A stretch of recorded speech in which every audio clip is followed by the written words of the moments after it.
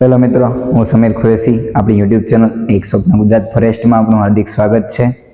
પેલી કહેવત છે ને કે રણભૂમિ में युद्ध होने से पहले मन भूमि में युद्ध खेला जाता है. એ જ ટોપિક ઉપર આવે છે ગુજરાત ફોરેસ્ટનો એક ટાર્ગેટ માઇન્ડ મેપ, જેને કે માઇન્ડમાં આપણે ખબર હોવી જોઈએ કે આપણે કેવો રાઉન્ડ કેટલામાં મારશી, કેવો રાઉન્ડમાં સ્પ્રિન્ટ મારશી, કયા રાઉન્ડને સ્ટેબલ રીતે કરશી, અને કયો રાઉન્ડ આપણો ભલે લોસ્ટમાં જાય 1-5 જેવો કે 1-35 વાળો છે ત્રીજો, એને કઈ રીતના કવર કરશી, છેલ્લી રાઉન્ડ કેટલી સ્પ્રિન્ટમાં કેટલી સ્પીડમાં મારવી પડશે, એ બાબત આજે અમે વિડીયો લઈને આવ્યો છું. માઇન્ડ મેપ છે ગુજરાત ફોરેસ્ટનો. આપણો ટાર્ગેટ આપણે અચીવ કરવા માટે આપણે માઇન્ડ મેપ ખબર હોવી જોઈએ કે 1600 આપણે કરવાનું છે, તો કયો રાઉન્ડ કેટલી મિનિટનો પડશે, ટાઈમિંગ ઉપર આપણે દોડતા હોય ત્યારે આપણે ખબર હોવી જોઈએ કે આપણો એક રાઉન્ડ છે, બરાબર છે, ઓકે છે, આપણે ટાર્ગેટ મુજબ હાલીએ છીએ.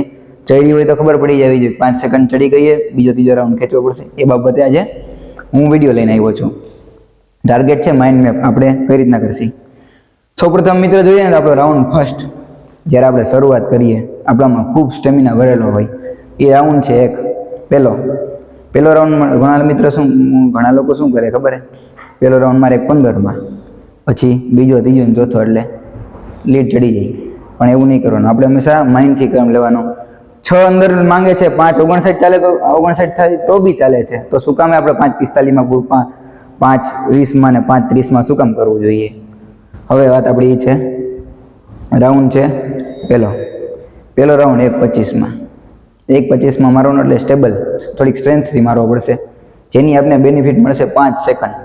ટાર્ગેટ પર રાઉન્ડ આપણે 1:30નો લઈએ તો આપણે પહેલા રાઉન્ડમાં 5 સેકન્ડ મળી જાય, એનો બેનિફિટ આપણે મળી ગયો.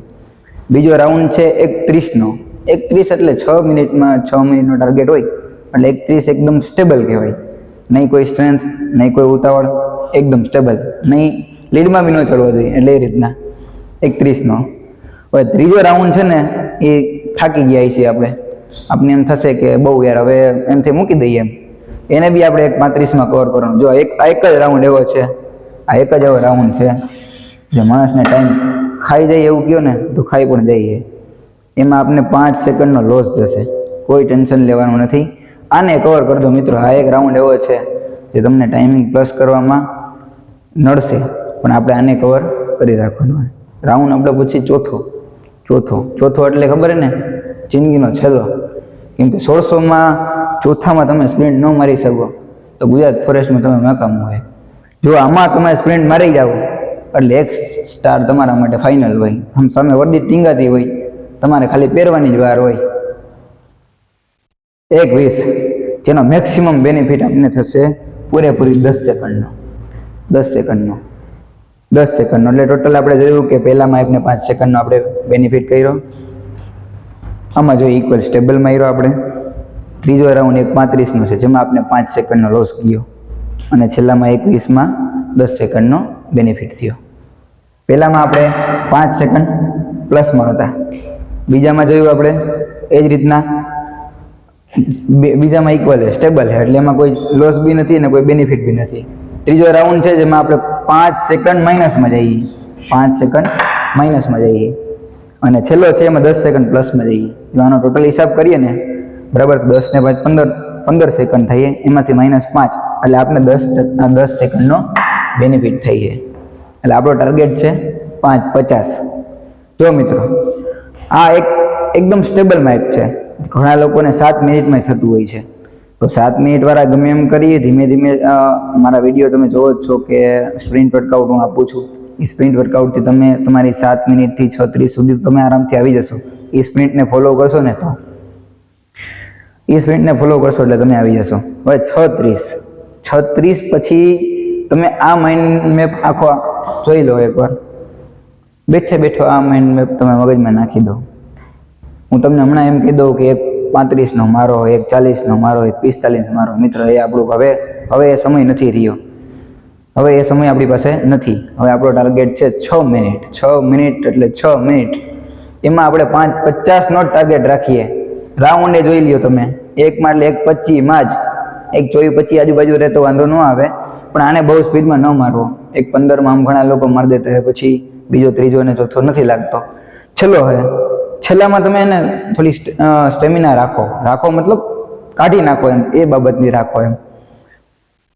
ચોથો 1:20નો હોય, એટલે 1:20માં આપણે જોઈએ ને તો એક જ રાઉન્ડ છે. સ્ટેપ પહેલેથી ખોલી નાખો, સ્ટ્રેન્થ પૂરી રાખો અને લાસ્ટ 100 મીટર તો એટલી સ્પીડમાં સ્પ્રિન્ટ મારો હાથ પૂરા ખોલીને કે આપણે આપણા ટાર્ગેટને ગમે એમ કરીને અચીવ કરી લઈએ.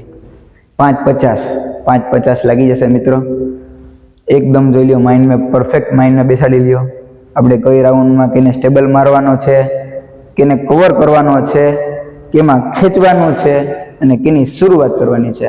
શરૂઆત સારી થઈ, સ્ટેબલ રહ્યું, કવર કર્યો અને બેનિફિટ. મિત્રો તમે આ રાઉન્ડને ખાસ ધ્યાન રાખજો, આને ઇગ્નોર કરતા નહીં. ચોથો રાઉન્ડ એક એવો છે જે આપણે મેક્સિમમ બેનિફિટ અપાવશે. મેક્સિમમ બેનિફિટ એટલે જુઓ તમે 10 સેકન્ડ એટલે મિત્રો આપણે 4 રાઉન્ડમાં જોઈએ ને તો 10 સેકન્ડ બહુ કહેવાય. 5 કિલોમીટર તો વાત અલગ છે, પણ 1600 છે ને એટલે 10 સેકન્ડ આપણા માટે બહુ મહત્વની કહેવાય. હવે મિત્રો આવી જ રીતના આજે મેં માઇન્ડ મેપ બતાવ્યો. આ જ રીતના મારા અવનવા વિડીયો આવતા રહેશે. તમે મારી ચેનલમાં નવા હોય તો લાઈક કરી દો મારા વિડીયોને અને ચેનલને સબસ્ક્રાઈબ કરી દો. આ રીતના જ તમે માઇન્ડ મેપને ફોલો કરો અને આગળ વધો. માઇન્ડ મેપ બતાવ્યો, આપણે રાઉન્ડ મેં જોઈ લીધા કેને કેટલામાં મારવો. જો પહેલું જ સ્ટેજ છે આપણું 1600 મીટર. જો 1600 મીટર કમ્પ્લીટ થઈ જશે તો આપણો જુસ્સો બુલંદ થઈ જશે અને પછી ગ્રાઉન્ડ આપણે મૂકવાનું થતું નથી. એટલે પહેલો જ આપણો પડાવ છે 1600. આપણો ટાર્ગેટ છે 5:50માં થઈ જ જવું જોઈએ.